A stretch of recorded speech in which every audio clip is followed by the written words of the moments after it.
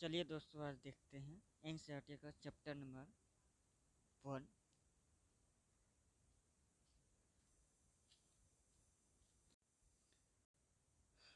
तो चलिए दोस्तों, देखते हैं एनसीईआरटी का चैप्टर नंबर 1, जिसका नाम है हमारे आसपास के पदार्थ। अगर हम अपने चारों ओर नज़र दौड़ाने पर हमें विभिन्न प्रकार की वस्तुएं नज़र आती है, जिनका आकार हो, आकृति या फिर आपका बनावट अलग अलग होता है। इस विश्व में प्रत्येक वस्तु जिस समय से बनी होती है उसे वैज्ञानिकों ने एक नाम दिया, जिसको पदार्थ का नाम दिया है। जिस हवा में हम श्वास लेते हैं, जो भोजन हम खाते हैं, पत्थर, बादल, तारे,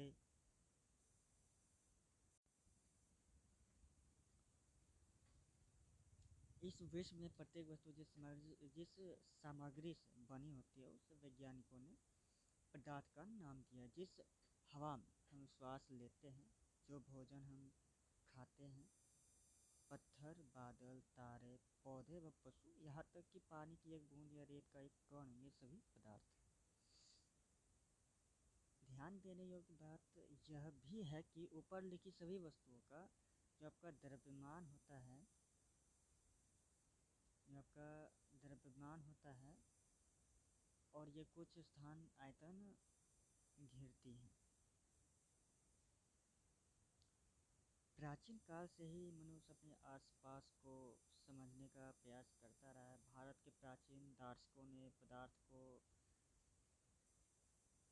5 मूल तत्वों में वर्गीकृत किया, जैसे पंच तत्व कहा गया। ये पंच तत्व हैं आपका वायु, पृथ्वी, अग्नि, जल और आकाश। उनके अनुसार इन्हीं पंच तत्वों से सभी वस्तुएं बनी हैं, चाहे वो आपका सजीव हो या निर्जीव। उस समय के यूनानी दार्शनिकों ने भी पदार्थ को इसी प्रकार वर्गीकृत किया है। आधुनिक वैज्ञानिकों ने पदार्थ को भौतिक गुणधर्म एवं रासायनिक प्रकृति के आधार पर 2 प्रकार से वर्गीकृत किया है। इस अध्याय में हम भौतिक गुणों के आधार पर पदार्थ के बारे में ज्ञान अर्जित करेंगे। पदार्थ के रासायनिक पहलुओं को आप आगे के अध्याय में पढ़ेंगे।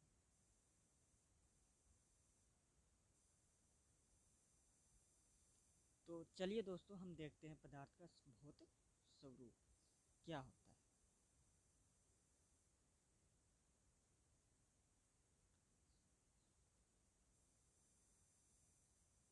बहुत समय तक पदार्थ की प्रकृति के बारे में 2 विचारधाराएं प्रचलित थी। एक विचारधारा का यह मानना था कि पदार्थ लकड़ी के टुकड़े की तरह सतत होते हैं, परंतु अन्य विचारधारा का मानना था कि पदार्थ रेत की तरह कणों से मिलकर बने हैं। तो आप इस क्रियाकलाप को करके उस बारे में पता लगा सकते हैं।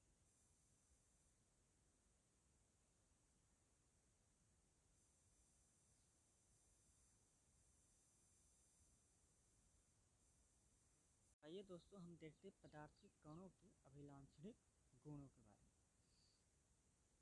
पदार्थ के कणों के बीच जो आपका रिक्त स्थान होता है,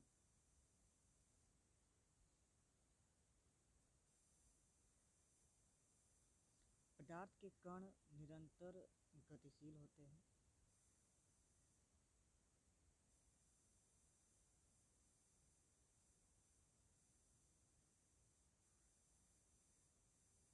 पदार्थ के कण एक दूसरे को आकर्षित करते हैं।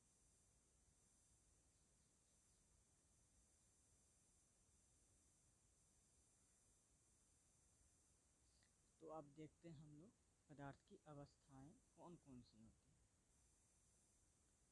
अपने आसपास के पदार्थों को ध्यान से देखें,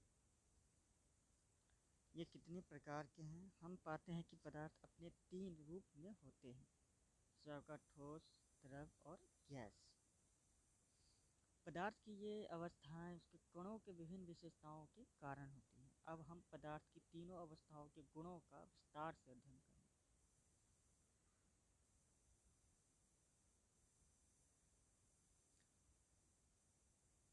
इसमें आपका है ठोस अवस्था।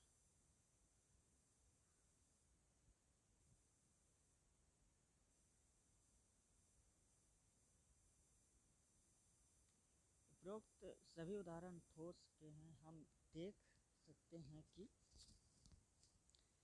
इन सभी का एक निश्चित आकार, स्पष्ट सीमाएं तथा स्थिर आयतन यानी नगण्य संपीड़ितता होती है। बाह्य बल लगाने पर भी ठोस अपने आकार को बनाए रखते हैं। बल लगाने पर ठोस टूट सकते हैं, लेकिन इनका आकार नहीं बदलता, इसलिए ये दृढ़ होते हैं। निम्नलिखित पर विचार कीजिए। रबर बैंड को क्या माना जाएगा? क्या खींचकर इसका आकार बदला जा सकता है? क्या ये ठोस है? विभिन्न आकार के बर्तनों में रखने पर चीनी और नमक उन्हीं बर्तनों के आकार ले लेते हैं। क्या ये ठोस है?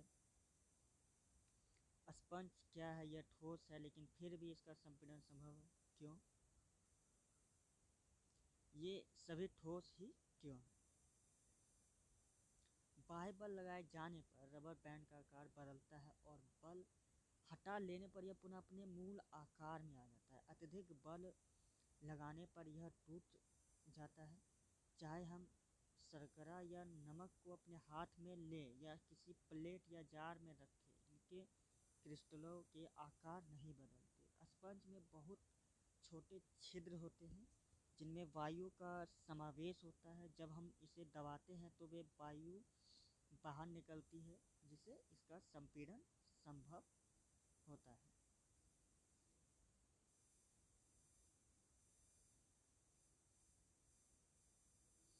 तो आइए अब देखते हैं इसका द्रव अवस्था के बारे में।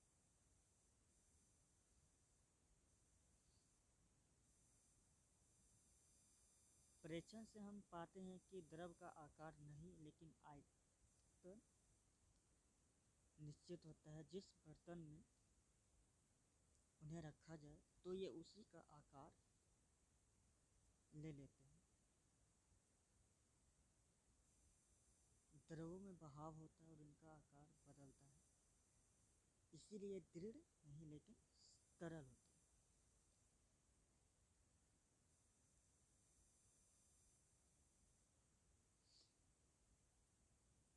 वातावरण की जो गैसें होती है वह विषित होकर जल में घुल जाती हैं। ये गैसें विशेषता ऑक्सीजन एवं कार्बन डाइऑक्साइड जलीय जंतुओं तथा पौधों के लिए अनिवार्य होती हैं। सभी जीवधारियों अपने जीवन निर्वाह के लिए श्वास लेते हैं। जलीय जंतु जल में घुली ऑक्सीजन के कारण श्वास लेते हैं। इस तरह से हम इस निष्कर्ष पर पहुंचते हैं कि द्रव में ठोस, द्रव और गैस तीनों का मिश्रण संभव है। द्रव में ठोस, द्रव और गैस तीनों का मिश्रण संभव है। ठोसों की अपेक्षा द्रवों में विसरण की दर अधिक होती है। ऐसा इसलिए है क्योंकि द्रव अवस्था में पदार्थ के कण स्वतंत्र रूप से गति करते हैं और ठोस की अपेक्षा द्रव के कणों में रिक्त स्थान भी अधिक होता है।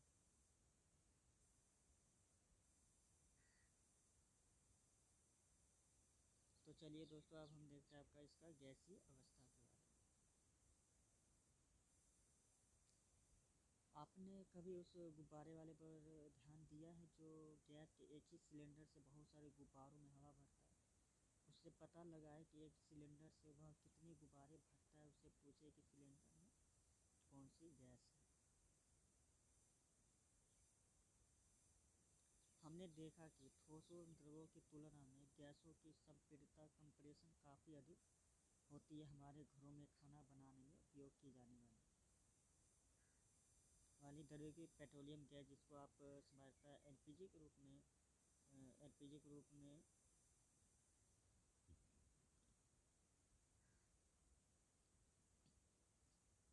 या अस्पतालों में दिए जाने वाले ऑक्सीजन सिलेंडर में संपीड़ित गैस होती है। आजकल वाहनों में ईंधन के रूप में संपीड़ित प्राकृतिक गैस सीएनजी का उपयोग होता है।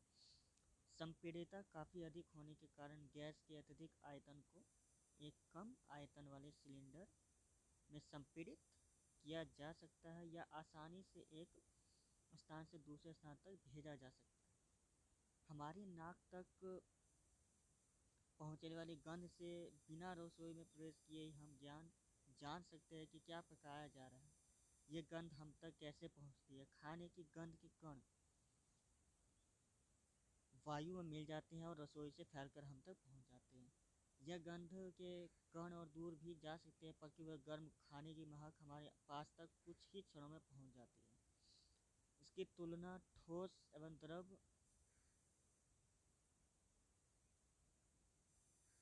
के मिश्रण से करें।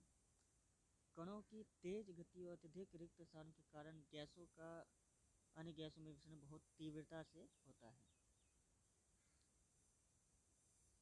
गैसीय अवस्था में कणों की गति अनियमित और अत्यधिक तीव्र होती है। इस अनियमित गति के कारण ये कण आपस में एक बर्तन की दीवारों से टकराते हैं। बर्तन की दीवार पर गैस कणों द्वारा प्रति इकाई क्षेत्र पर लगे बल के कारण गैस का दबाव बनता है।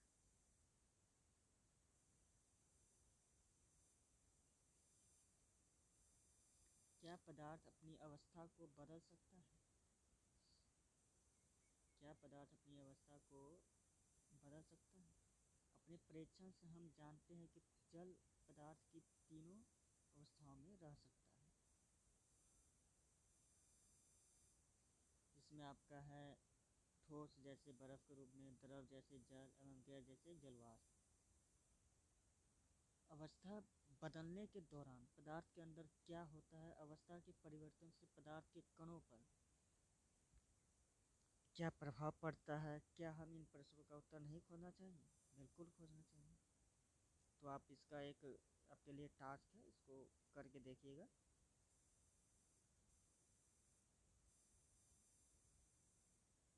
तो अब हम देखेंगे तापमान परिवर्तन का प्रभाव।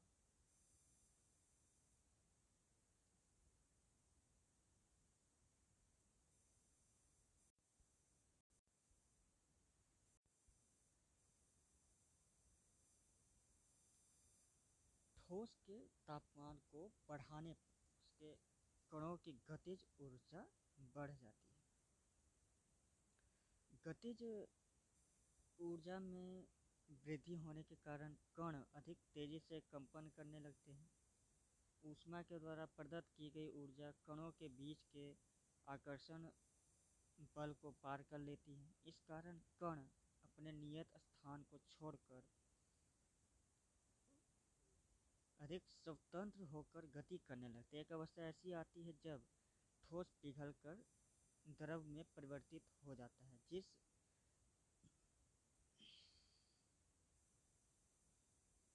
जिस न्यूनतम ताप पर ठोस पिघलकर द्रव बन जाता है वह इसका गलनांक कहलाता है।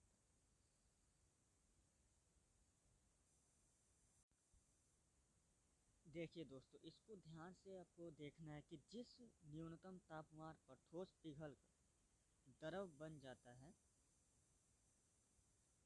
वह इसका गलनांक कहलाता है। जिस ठोस का गलनांक उसके कणों के बीच के आकर्षण बल के सामर्थ्य को दर्शाता है। बर्फ का गलनांक 273.15 केल्विन है। इसको आप नोट डाउन कर लीजिएगा। इसे इसमें है बर्फ का जो गलनांक है वो आपका 273.15 केल्विन है। गलने की प्रक्रिया यानी ठोस से द्रव अवस्था में परिवर्तन को संलग्न कहा जाता है भी कहते हैं। किसी ठोस के गलने की प्रक्रिया किसी ठोस के गलने की प्रक्रिया में तापमान समान रहता है, ऐसे में ऊष्मीय ऊर्जा कहाँ जाती है? ये आपका प्रश्न हो गया, जिसका आंसर हम आगे देखेंगे। ये नीचे है आपका इसका आंसर। गलने के प्रयोग की प्रक्रिया के दौरान आपने ध्यान दिया हो कि गलनांक पर पहुंचने के बाद जब तक संपूर्ण बर्फ पिघल नहीं जाती तापमान नहीं बदलता।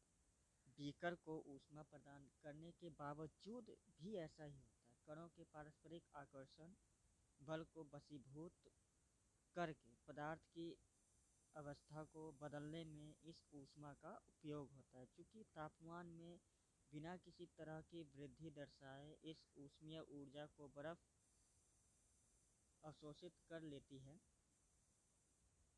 यह माना जाता है कि यह बीकर में ली गई सामग्री में छुपी रहती है, जिसे गुप्त ऊष्मा कहते हैं।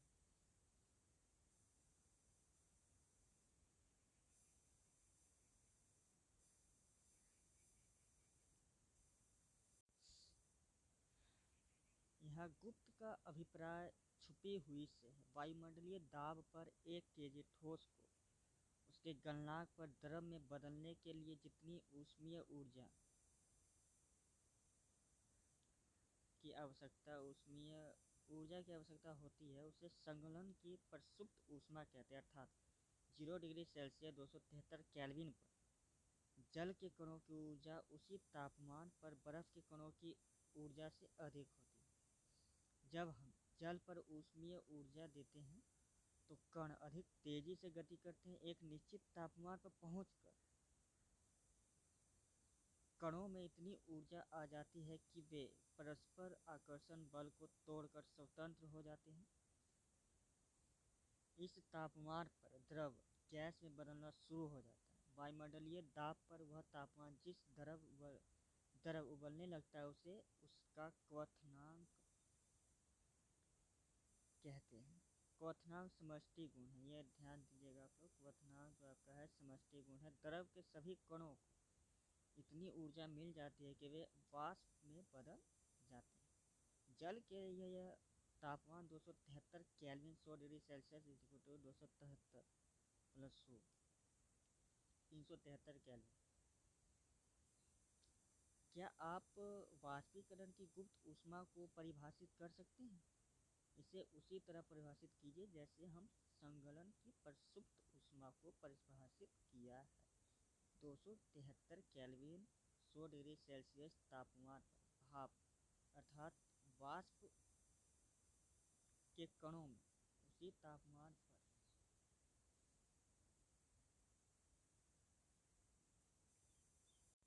पानी के कणों की अपेक्षा अधिक ऊर्जा होती है। ऐसा इसलिए है क्योंकि भाप के कणों ने वाष्पीकरण की गुप्त ऊष्मा के रूप में अतिरिक्त ऊष्मा अवशोषित कर ली है।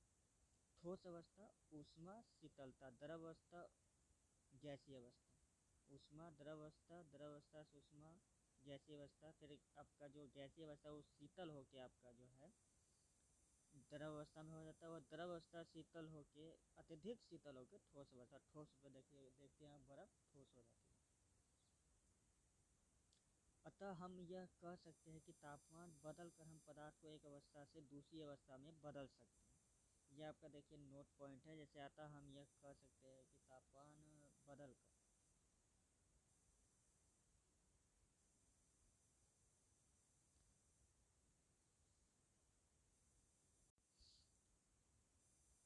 अतः यह हम कह सकते हैं कि तापमान हम बदल कर हम पदार्थ को एक अवस्था से दूसरी अवस्था में बदल सकते हैं।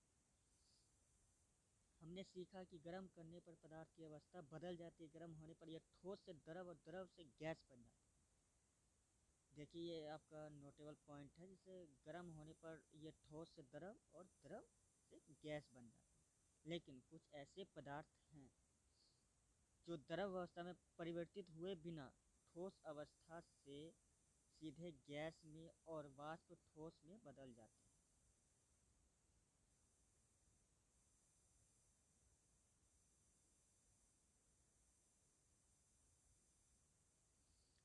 द्रव अवस्था में परिवर्तित हुए बिना ठोस अवस्था से सीधे गैस में बदलने की प्रक्रिया को ऊर्ध्वपातन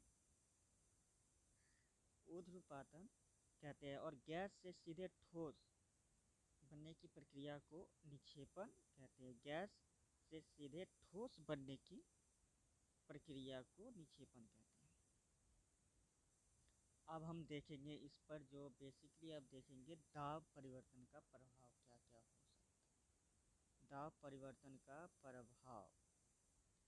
दाब परिवर्तन का प्रभाव हम जानते हैं कि घटक कणों के बीच की दूरी में अंतर होने के कारण पदार्थों की विभिन्न अवस्थाओं में अंतर होता है। किसी सिलेंडर में भरी गैस पर दाब लगाने में संपीड़न करने पर क्या होगा? क्या इसके कणों के बीच की दूरी कम हो जाएगी? क्या आपको लगता है कि दाब बढ़ाने या घटाने से पदार्थ की अवस्था में परिवर्तन हो सकता है?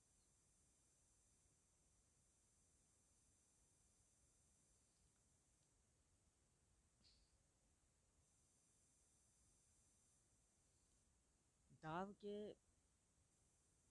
बढ़ने और तापमान घटने से गैस जो है वह द्रव में बदल सकती है। क्या आपने ठोस CO2 के बारे में सुना है? इसे उच्च दाब पर संग्रहित किया जाता है। जब वायुमंडलीय दाब का माप 1 एटमॉस्फेयर हो तो ठोस CO2 द्रव अवस्था में आए बिना सीधे गैस में परिवर्तित हो जाती है। यही कारण है कि ठोस कार्बन डाइऑक्साइड को शुष्क बर्फ कहते हैं। ठोस कार्बन डाइऑक्साइड को शुष्क बर्फ कहते हैं। इस तरह से हम कह सकते हैं कि पदार्थ की अवस्था यानी ठोस, द्रव और गैस दाब और तापमान के द्वारा तय होती है। इस तरह ये आपका नोटेबल पॉइंट हो सकता है। जैसे इस तरह हम कह सकते हैं कि पदार्थ की अवस्था यानी ठोस, द्रव और गैस दाब और ताप के द्वारा तय होती है।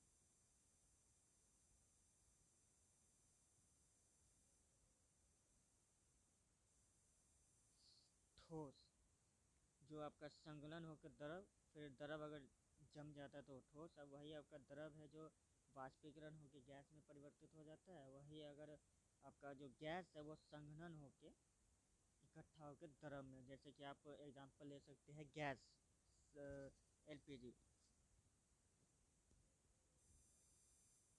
जो आपका गैस है वो निक्षेपण होकर ठोस, और उसके बाद ठोस जो है वह ऊर्ध्वपातन होकर गैस, यानी ठोस भी ऊर्ध्वपातन होकर गैस में परिवर्तित हो जाता है। आपका अब देखेंगे वाष्पीकरण। पदार्थ की अवस्था बदलने के लिए तो आपका जानते हैं वाष्पीकरण। पदार्थ की अवस्था बदलने के लिए क्या सदैव ऊष्मा देना या दाब बदलना आवश्यक है?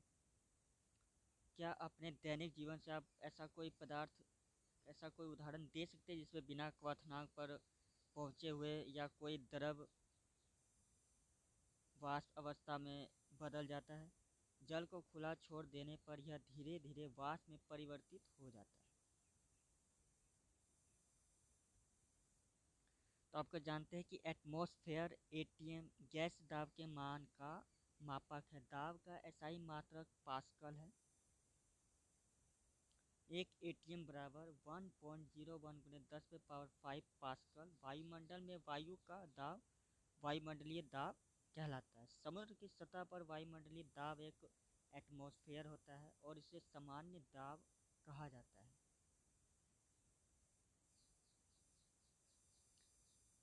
गीले कपड़े सूख जाते हैं, इन दोनों उदाहरणों में जल का क्या हो?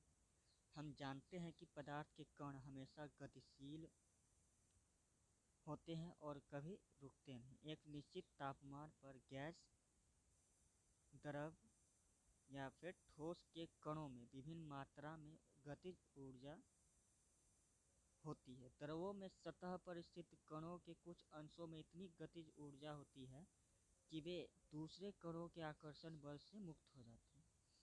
क्वथनांक से कम तापमान पर द्रव के वाष्प में परिवर्तित होने की इस प्रक्रिया को वाष्पीकरण कहते हैं।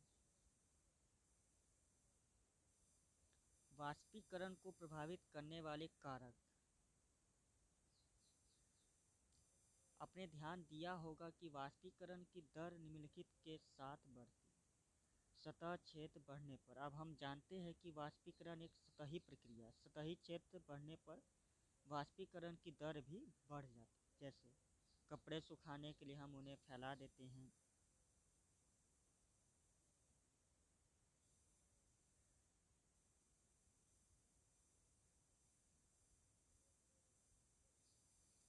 तापमान में वृद्धि। तापमान बढ़ने पर अधिक कणों को पर्याप्त गतिज ऊर्जा मिलती है जिससे वे वाष्पीकृत हो जाते हैं। आर्द्रता में कमी। वायु में विद्यमान जल वाष्प की मात्रा को आर्द्रता कहते हैं। किसी निश्चित तापमान पर हमारे आसपास की वायु में एक निश्चित मात्रा में ही जल वाष्प होता है। जब वायु में जल कणों की मात्रा पहले से ही अधिक होगी तो वाष्पीकरण की दर घट जाएगी। वायु की गति में वृद्धि। हम जानते हैं कि तेज वायु में कपड़े जल्दी सूख जाते हैं। वायु के तेज होने से जल वाष्प के कण वायु के साथ उड़ जाते हैं जिससे आसपास के जल वाष्प की मात्रा घट जाती है। वाष्पीकरण के कारण शीतलता कैसे होती है? खुले हुए बर्तन में रखे द्रव में निरंतर वाष्पीकरण होता रहता है। वाष्पीकरण के दौरान कम हुई ऊर्जा को पुनः प्राप्त करने के लिए द्रव के कण अपने आसपास से ऊर्जा अवशोषित कर लेते हैं। इस तरह आसपास से ऊर्जा के अवशोषित होने के कारण शीतलता हो जाती है। जब आप एसीटोन या नाखूनों की पॉलिश हटाने वाले द्रव को अपनी हथेली पर गिराते हैं तो क्या होता है? इसके कण आपकी हथेली या उसके आसपास से ऊर्जा प्राप्त कर लेते हैं और वाष्पीकृत हो जाते हैं जिससे हथेली पर शीतलता महसूस होती है। तेज धूप वाले गर्म दिन के बाद लोग अपनी छत या खुले स्थान पर जल छिड़कते हैं क्योंकि जल के वाष्पीकरण की गुप्त ऊष्मा गर्म सतह को शीतल बनाती है। क्या आप वाष्पीकरण के कारण शीतल होने के और उदाहरण दे सकते हैं? गर्मियों में हमें सूती कपड़े क्यों पहनने चाहिए? शारीरिक प्रक्रिया के कारण गर्मियों में हमें ज़्यादा पसीना आता है जिससे हमें शीतलता मिलती है। जैसे कि हम जानते हैं वाष्पीकरण के दौरान द्रव की सतह के कण हमारे शरीर या आसपास से ऊर्जा प्राप्त करके वाष्प में बदल जाते हैं। वाष्पीकरण की प्रसुप्त ऊष्मा के बराबर ऊष्मीय ऊर्जा हमारे शरीर से अवशोषित हो जाती है जिससे शरीर शीतल हो जाता है। चूँकि सूती कपड़ों में जल का अवशोषण अधिक होता है इसीलिए हमारा पसीना इसमें अवशोषित होकर वायुमंडल में आसानी से वाष्पीकृत हो जाता है। बर्फीले जल से भरे गिलास की बाहरी सतह पर जल की बूंदें क्यों नजर आती? किसी बर्तन में हम बर्फीला जल रखते हैं जल्दी ही बर्तन की बाहरी सतह पर हमें जल की छोटी छोटी बूंदें जो नजर आने लगती है ना, तो वो वायु में उपस्थित जलवाष्प की ऊर्जा ठंडे पानी के संपर्क में आकर कम हो जाती है और यह द्रव अवस्था में बदल जाती है जो हमें जल की बूंदों के रूप में नजर आता है।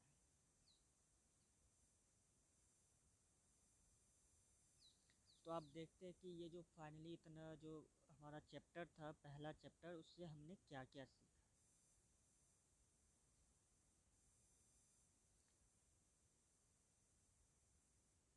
द्रव सूक्ष्म कणों से मिलकर बना होता है, ठीक है।